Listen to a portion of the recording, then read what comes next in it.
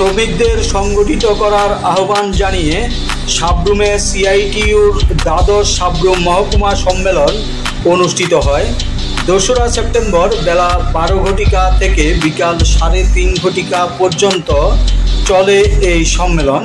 পতাকা উত্তোলন, শহীদ বেদিতে মাল্যদানের মাধ্যমে শুরু হয় সম্মেলনে সাব্রুম মহকুমা এলাকা থেকে নানা পেশার ২১৫ জন প্রতিনিধি সামিল হয়।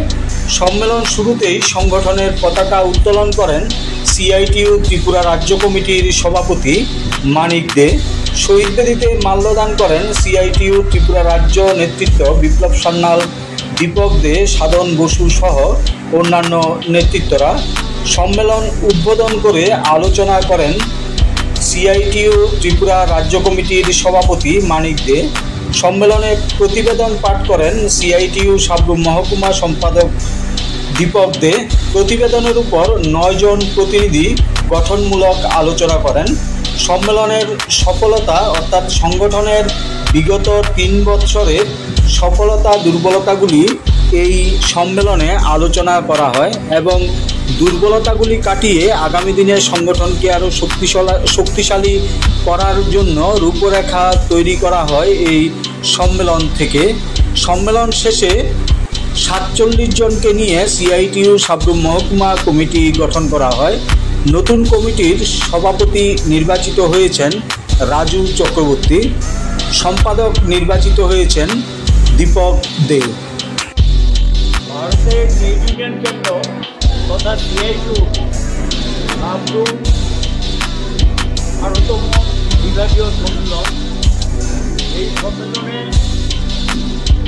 যা প্রতিনিধি আসার জন্য নির্বাচিত হয়েছিলেন, লক্ষ্য রেখেছে স্বতঃস্ফূর্তভাবে আরও কিছু ইউনিয়নের যারা প্রতিনিধি, যারা অতিরিক্ত হিসেবে এসেছেন, যেটা রাজ্যের অন্যান্য মহকুমার মধ্যে একটি ব্যতিক্রমী ঘটনা আমার মনে হচ্ছে।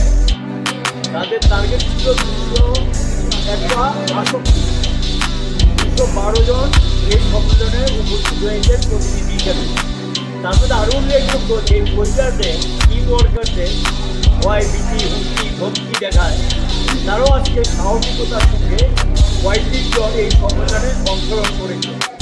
এই সম্মেলনে গণতন্ত্র পুনরুদ্ধার এবং ফ্যাসিবাদী যে শাসন ব্যবস্থা চলছে তার বিরুদ্ধে তীব্র লড়াই সংগ্রামে আহ্বান জানিয়ে এবং শ্রমজীবীদের উপর যে নির্যাতন চলছে এটার বিরুদ্ধে তীব্র সংগ্রাম গড়ে তোলার জন্য আবেদন জানিয়ে প্রস্তাবও গৃহীত হয়। এবং এখানে আলোচনার মধ্যে আরও যে খুবই গুরুত্বপূর্ণ ১২ জন কমরেড প্রতিনিধি আলোচনায় অংশগ্রহণ করেন। সকলের আলোচনার মধ্যে রাজ্যের শ্রমজীবীদের কাজ নেই, খাদ্য নেই এবং মজুরি কমে গেছে। আগে যে মজুরি পেতেন সেই মজুরি পান না। সরকারি নিয়ম অনুযায়ী শ্রমিকদের যে বামফ্রন্টের সময় দিয়েছিলেন অধিকার, সম্মান, মর্যাদা, সংগঠিত হওয়ার অধিকার, প্রতিবাদ জানানোর অধিকার, এটা আজকে সর্বনাশ হয়ে গেছে, সর্বশান্ত হয়ে গেছে। এবং বর্তমান সরকার এবং মালিকরা মিলে শ্রমিকদের এই অধিকারকে নষ্ট করে দিয়েছেন।